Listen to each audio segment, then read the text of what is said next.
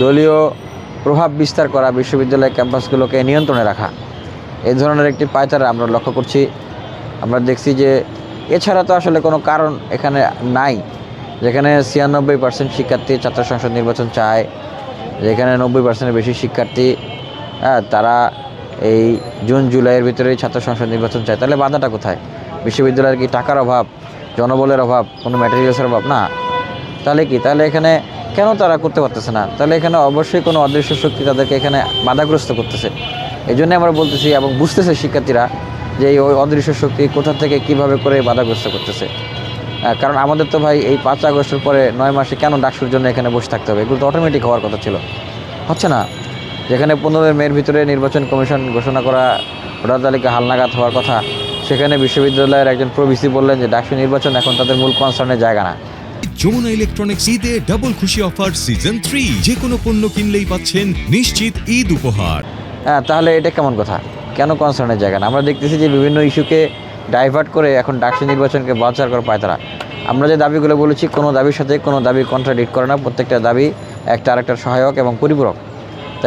তাই আমরা এখানে কেউ এভাবে করে কোনো ইস্যু তৈরি করবে যে এখন বিশ্ববিদ্যালয়ে নিরাপত্তা নাই, তাই এখন ছাত্র সংসদ নির্বাচন করা যাবে না, শিক্ষার্থীরা ক্লাস করতেছে, শিক্ষকরা ক্লাস করতেছে, বেতন নিচ্ছে, সমস্যা হচ্ছে না, ছাত্র সংসদ নির্বাচনের আলাপ আসলে নিরাপত্তার বিষয়টা আসে।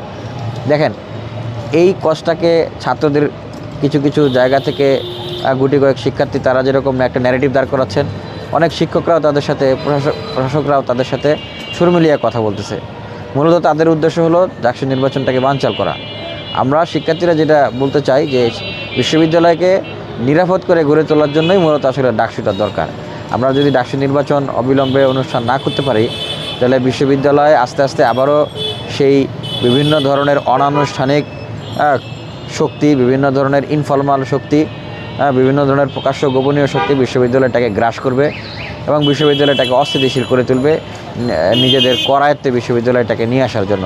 শিক্ষার্থীদেরকে আবারও সেই ছাত্রলীগ যেরকম দাসের মতো করে ব্যবহার করতো, ভয়ভীতি দেখাতো, সেভাবে করে ভয়ভীতি দেখিয়ে দাসের মতো করে ব্যবহার করবে, সিন্ডিকেট করবে, টেন্ডার বাণিজ্য করবে। সেই পরিস্থিতিতে আমরা কোনোভাবেই হতে দিতে চাই না। প্রক্টর মহোদয় টিম সহ এসেছিলেন, ভিসি মহোদয় সকালে এসেছিলেন।